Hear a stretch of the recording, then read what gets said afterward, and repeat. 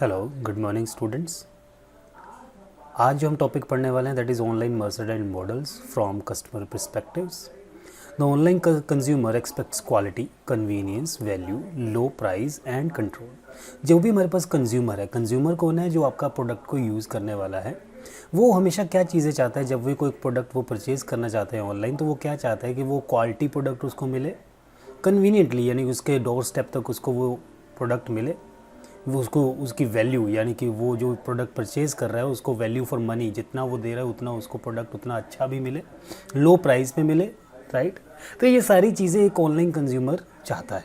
To meet this expectations and understand the behaviour of the online shopper, there is a need for business process model. अब उसकी इस उम्मीदों पर खरा उतरने के लिए और उसके इस बिहेवियर को अंडरस्टैंड करने के लिए एक मॉडल बनाना जाना बहुत ज़रूरी था। हमें एक मॉडल बनाना था जो इस नीड को इस कस्टमर के पर्सपेक्टिव से, इस कंज्यूमर के पर्सपेक्टिव से बनाया जाए। That provides standard product services, purchasing process from N interactive services and merchandising point of view. जो उसको एक स्टैंडर्ड, हम एक मॉडल, एक ढांचा तैयार करेंगे जिसके थ्रू जो कस्टमर है वो हमारे उस मॉडल पे इंटरेक्ट कर सकेगा और जो सर्विसेज उसको चाहिए, जो उसको प्रोडक्ट चाहिए, वो वहाँ से वो परचेज कर पाएगा। तो बेसिकली जो कंज्यूमर मर्चेंडाइज एक्टिविटीज़ होती हैं, इनको 3 फेजेस में बांटा गया है। एक होता है pre phase, second is purchase, एक होता है प्री परचेज यानी कि परचेजिंग से पहले, एक आता है परचेज यानी कि ड्यूरिंग परचेज क्या हुआ, and third is post purchase यानी कि परचेज के बाद भी हम उसको सपोर्ट देंगे। The pre-purchase preparation phases include search and discovery for set of products in the large information space capable of meeting customer requirements and product selection from the smaller set of products based on attribute comparison. Pre purchase क्या है? यानी कि खरीदने से पहले customer क्या क्या करेगा। तो आप जब किसी वेबसाइट पे जाते हैं तो सबसे पहले आप क्या करते हैं? नेचुरली आप सर्च करते हैं और उन प्रोडक्ट्स को डिस्कवर करते हैं। उसके जैसे और बहुत सारी, लेट अस सपोज मुझे एक मोबाइल फ़ोन परचेज़ करना है, तो मैं क्या करूँगा? I will search on the Amazon और फ्लिपकार्ट। तो मैं वहाँ पे लिख सकता हूँ मोबाइल अंडर 15,000, मोबाइल अंडर 20,000। तो वो कस्टमर की रिक्वायरमेंट्स के अकॉर्डिंग उसको वो प्रोडक्ट सामने नज़र आने शुरू हो जाएंगे। उन प्रोडक्ट्स को आप कंपेयर भी कर सकते हो। तो जो प्रोडक्ट आपको बेस्ट लगेगा वो आप परचेज कर लेंगे। The purchase consummation phase specifies the flow of information and documents associated with purchasing and negotiation with merchants for suitable terms such as price, availability and delivery dates, and electronic payment mechanisms that integrate payment into the purchasing process. अब during purchase consummation process, यानी कि जब हम उसको वो customer को कोई product पसंद आ गया और वो अब उसको परचेज़ करने वाला है, तो उस वक्त हम उसको, आपको क्या मिलता है? आपको डॉक्यूमेंट्स मिलते हैं, यानी कि ऑनलाइन ई डॉक्यूमेंट्स आपको पास किए जाते हैं। आपको बिलिंग होती है आपकी, आप उसका प्राइस, आपको कब तक वो डिलीवर होगा, कितने प्रोडक्ट्स हमारे पास पड़े हैं, ये सारी चीज़ें आपको ऑनलाइन इन्फॉर्मेशन दी जाती है। और फिर आप ऑनलाइन पेमेंट भी कर सकते हैं अपने डेबिट कार्ड से, क्रेडिट कार्ड से, नेट बैंकिंग से। The third is the post-purchase interaction phase includes customer service and support to the address customer complaints, product returns and product defects. अब जब आपने प्रोडक्ट खरीद लिया तो उसके बाद आपको क्या चाहिए कि मेरे प्रोडक्ट में अगर कोई फॉल्ट निकला तो मैं उसको वापस करूँगा, मेरे पैसे वापस कर दो। तो पोस्ट फेज़ में हम जनरली, पोस्ट परचेज फेज़ में हम कस्टमर की कंप्लेंट्स को डील करते हैं। अगर उसको वो प्रोडक्ट रिटर्न करना है, प्रोडक्ट में कोई डिफेक्ट है, तो वो भी इस फेज़ में किया जाता है। उसको गारंटी आप कह सकते हैं थर्ड फेज़ में दी जाती है। ये नीचे एक बहुत डिटेल्ड फ्लो चार्ट बना हुआ है जिसमें फर्स्ट फेज़ है कि उसने प्रोडक्ट को सर्च किया, राइट। सेकेंड फेज़ में उसने प्रोडक्ट्स को कंपेयर किया, उनके एट्रीब्यूट्स को चेक किया। थर्ड फेज़ में उसने उनका प्राइस, उनका डिलीवरी टाइम देखा।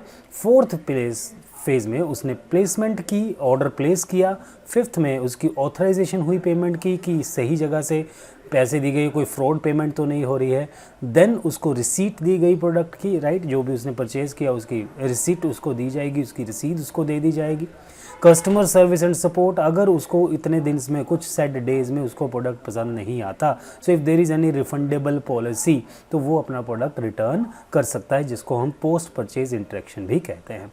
तो प्री परचेज इंटरेक्शन में अगर हम कंज्यूमर पॉइंट से कहें तो प्री परचेज में ये टाइम कंज्यूमर ज़्यादा तक स्पेंड करता है ये सोचने में कि मुझे कौन सा प्रोडक्ट ख़रीदना है, और उस परचेज़ को करने के लिए वो बहुत सारे अल्टरनेटिव देखता है, प्राइस नेगोशिएशन करता है और बहुत सारे प्रोडक्ट्स को सर्च करता है, और जब उसको एक अपना बेस्ट प्रोडक्ट मिलेगा उसके बाद ही वो उसको परचेज़ करेगा।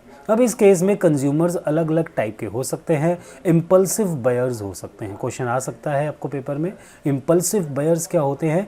जो बस प्रोडक्ट आपका वेबसाइट पे पहुंचा और उसने प्रोडक्ट उसको, लेट अस सपोज मैं एक कंज्यूमर हूं और मुझे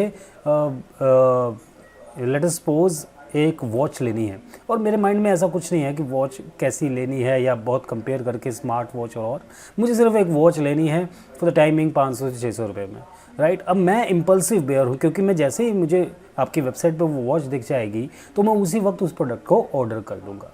second is patient buyers. Patient buyers क्या करेंगे? लेट अस सपोज अब आपको कोई बैडमिंटन रैकेट लेना है, तो पेशेंट बायर्स क्या करेंगे? पहले उस प्रोडक्ट को सर्च करेंगे कि कौन से बैडमिंटन रैकेट्स बेस्ट होते हैं, फुटबॉल कौन सा बेस्ट है, उनको कंपैरिजन करेंगे, उसको डिटेल में एनालाइज करेंगे, तब उसको परचेज करेंगे। Third one is analytical buyers.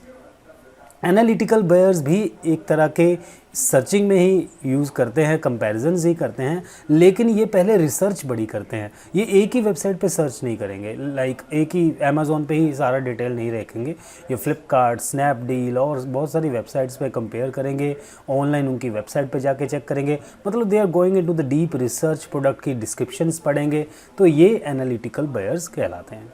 The next one is purchase consumption, यानी कि जब उसने प्रोडक्ट उसको पसंद आ गया तो अब उसने आइडेंटिफाई कर लिया कि मुझे कौन सा प्रोडक्ट खरीदना है, तो अब वो क्या करेगा? मर्सेंटाइल ट्रांजैक्शन करेगा। मर्सेंटाइल ट्रांजैक्शन क्या हुआ? मर्सेंटाइल आपके पास के आगे व्यापारी, वो आपके साथ क्या करेंगे? इन्फॉर्मेशन शेयर करेंगे, यानी कि आपको बिल्स जनरेट करेंगे, आपको डॉक्यूमेंटेशन देंगे, आपकी मनी ट्रांसफ़र होगी, वो किसी भी कार्ड के थ्रू हो सकती है, तो तब आप प्रोडक्ट परचेज़ कर रहे हो। तो जब आपने वो प्रोडक्ट परचेज करोगे तब आपको एक ईमेल आएगा उसके रिगार्डिंग कि आपका ये कैटलॉग था या आपने इस मेन्यू से इस पर्टिकुलर आइटम को परचेज़ किया है, उसमें वेंडर ने अपना प्राइस दिया होगा, जो विक्रेता है। उसके बाद बायर और वेंडर के बीच में ट्रांजैक्शंस इन्वॉल्व भी हो सकती है, नहीं भी हो सकती। अगर सेटिस्फाई होता है तो आपको प्रोडक्ट डिलीवर कर दिया जाएगा। ये सारी वेरिफिकेशन अपनी साइड पे होती रहती है, और उसके बाद बिलिंग्स भी होती हैं। The third phase that is not least, right? It may be the last phase of your mercantile models, may be net connect नहीं हो रहा है, तो उसमें पोस्ट परचेज में हमारे पास क्या रहेगा कि जब उसने प्रोडक्ट खरीद लिया तो उसके बाद गारंटी वारंटी देना, राइट, रिपेयर की वारंटी देना, रिफंड करना, ये सब हमारे पास आता है पोस्ट परचेज मॉडल्स में।